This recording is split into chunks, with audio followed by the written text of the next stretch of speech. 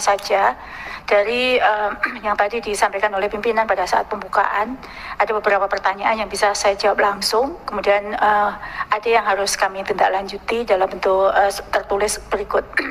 Yang pertama terkait dengan perencanaan kebutuhan, ini juga menjawab pertanyaan Kang Ferdi ya, perencanaan kebutuhan guru dari sisi kebutuhan per mata pelajaran dan kebutuhan atau sebaran di daerah. Pada prinsipnya ketika kami sudah mencapai angka 601.000, itu sebenarnya sudah terdiri dari jenjang mata pelajaran, daerah, semua terperinci, dan itu terdapat di dalam rencana kebutuhan kami yang dikirimkan kepada Kemenpan RB.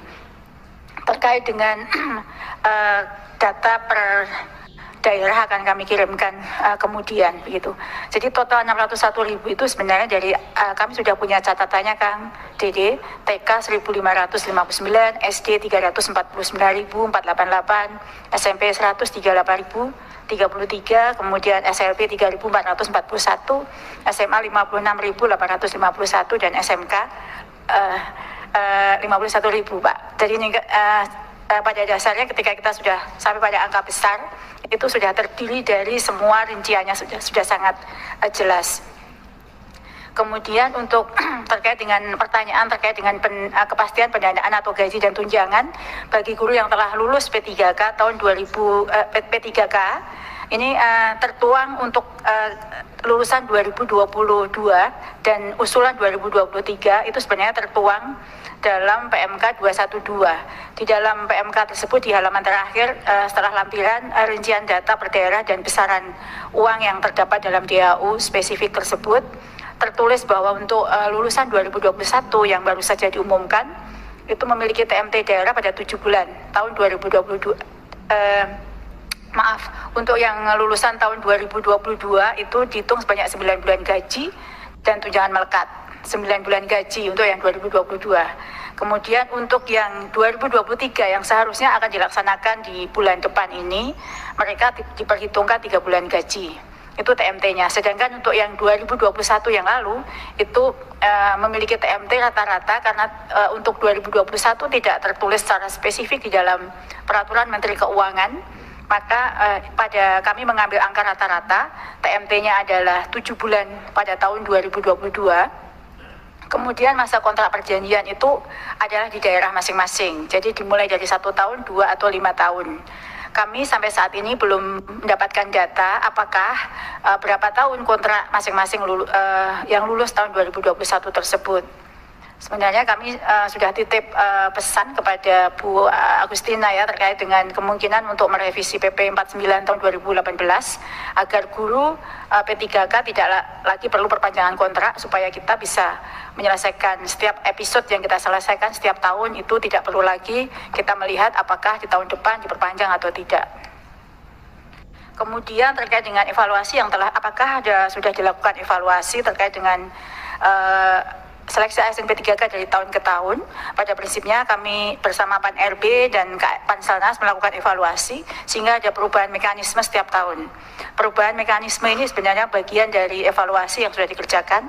Tadi Pak Deputi sudah menyampaikan bahwa kemudian ada observasi dan lain sebagainya, perubahan yang tertuang dalam Permen Pan RB maupun Juknis Permendikbud itu adalah dasar dari evaluasi yang kita lakukan.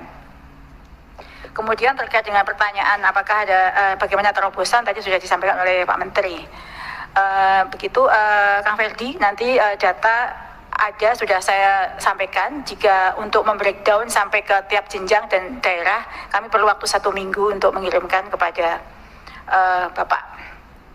Kemudian untuk Pak Hairul Amri dan Pak Nur Promosidi, terima kasih untuk masukannya. Jadi karena memang saat ini dengan kerjasama yang baik dengan KL lain, itu sudah banyak formasinya, 278.000. Namun memang kami masih perlu 1 ronde lagi dan permohonan kami sudah diterima oleh Pak Deputi untuk dibuka lagi agar bisa mengakomodir lebih banyak lagi P1, sehingga tidak ada lagi yang tersisa.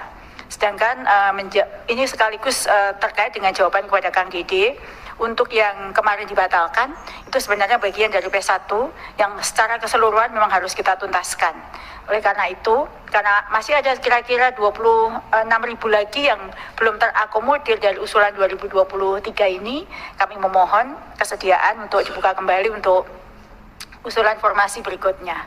Kemudian untuk Pak Andi, tadi ada pertanyaan, mengapa mereka mengundurkan diri. Jadi kami memang tidak mendapatkan data alasan mereka mengundurkan diri, tapi berdasarkan ini pendapat pribadi, kemungkinan mereka memang mendapatkan pekerjaan yang lain, atau ada kemungkinan mereka ada yang tidak mau ditempatkan di daerah lain. Itu sudah ada masuk yang masuk alasan yang satu adalah itu. Sehingga untuk tidak ditempatkan di daerah lain, mereka memilih untuk mengundurkan diri. Kemudian untuk tenaga perpustakaan dan tendik lainnya itu mungkin nanti Pak Deputi yang bisa menjawab terkait dengan apakah dimungkinkan untuk tenaga perpustakaan dan lainnya untuk bisa dibuka di seleksi ASN P3K berikutnya. Kemudian untuk Prof. Zainuddin, terima kasih untuk saran dan masukannya. Kemudian satu lagi untuk mengklarifikasi untuk Kang Dede bahwa sampai sejauh ini di data kami tidak ada guru yang ditempatkan di luar provinsi. Jadi semua masih dalam provinsi. Tapi untuk guru SMA, SMK, dan SLB, memang dia dimungkinkan untuk berpindah kabupaten. Karena kewenangan untuk SMA, SMK, dan SLB adalah satu provinsi. Tapi kalau untuk ditempatkan di luar provinsi, memang tidak ada. Jika memang ada, mohon kiranya datanya itu bisa kami terima, sehingga kami bisa cek. Terima kasih Pak Menteri, mungkin itu tambahan informasi dari saya. Dan masih ada satu tadi tentang itu Bu, yang banyak lulus Provinsi Indonesia Timur itu loh, kenapa tidak dengan negara lain dan kenapa bisa, apakah standar pertanyaannya tidak sama atau gimana? Terima kasih. Baik, terima kasih Pak Adi. Jadi kalau untuk daerah timur memang kenapa ada formasi yang banyak yang tidak terisi? Yang pertama memang guru non ASN-nya sedikit yang ada di sana. Sehingga ketika kita buka untuk P1 sudah terakomodir, P2, P3 sedikit. Sehingga kita buka untuk pelamar umum. Pelamar umum itu dites melalui tes.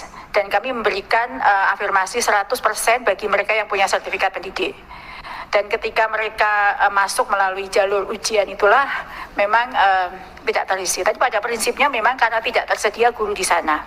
Dan sistem kita tidak memungkinkan untuk memindah daerah dari provinsi lain yang kelebihan guru ke provinsi yang daerahnya kekurangan guru. Jadi memang dibatasi ruang lingkupnya satu provinsi. Sehingga tidak ada, jika dimungkinkan untuk pindah dan mengundang kesediaan bagi guru-guru itu untuk mengisi daerah lain, itu masih dimungkinkan. Karena memang di provinsi lain kelebihan, di sana kekurangan. Begitu Pak Adi, terima kasih. Terima kasih Bu Nunu. Jadi Pak, mungkin untuk menekankan beberapa poin. Kalau ujung-ujungnya semua rekrutmen guru itu dilakukan secara lokal, ya kita bakal muter-muter aja di sini terus Pak. Kita mencarinya di lokal, tapi tidak ada guru yang sesuai dengan kualifikasi di situ, tapi tidak bisa mengimpor dari provinsi-provinsi lainnya, dan akan terus aja siklus ini, terus siklus literasi semakin merendah dan lain-lain. Dengan adanya implementasi tahun 2024 ini sistem baru, sekarang talenta guru itu otomatis nasional. Jadi nasional, semua demand dan supply itu terjadi secara nasional. Udah nggak ada lagi sekat-sekat. Ini hanya talenta di kabupaten ini, di provinsi ini. Sekarang secara nasional. Dan itu hanya bisa tercapai kalau formasinya ditetapkan pusat. Dan kalau database talentanya itu nasional, terpusat. Nah ini jadi terima kasih untuk banyak masukannya mengenai nama atau istilah. Mungkin kita mengerucut kepada database talenta guru ya, mungkin itu menjadi nama yang lebih tepat. Terima kasih untuk masukannya. Dan tadi mungkin satu poin terakhir saya adalah banyak yang merasa ini seolah-olah ada rencana baru dari yang rencana lama, tapi selesaikan dulu dong yang masa-masa lama. Ya jelas. Maksudnya kenapa kita membuat solusi permanen ini adalah karena kita sudah mengantisipasi realita kemungkinan besar udah mentok di tahun ini. Karena tidak ada formasi yang akan muncul. Jadi kita mengantisipasi, ini kan ada kesempatan terakhir nih Pemda untuk mengajukan formasi. Tapi kita mengantisipasi bahwa tidak akan sampai. ke target kita. Sehingga satu-satunya solusi untuk bisa mencapai goal kita adalah dengan melakukan formasi pusat. Begitu Bapak Ibu. Jadinya ini bukan masalah menciptakan ini baru, tapi untuk mencapai ini saja, yang masalah yang udah ada tidak mungkin tercapai. Tahun ini pasti mungkin kita salah. Alhamdulillah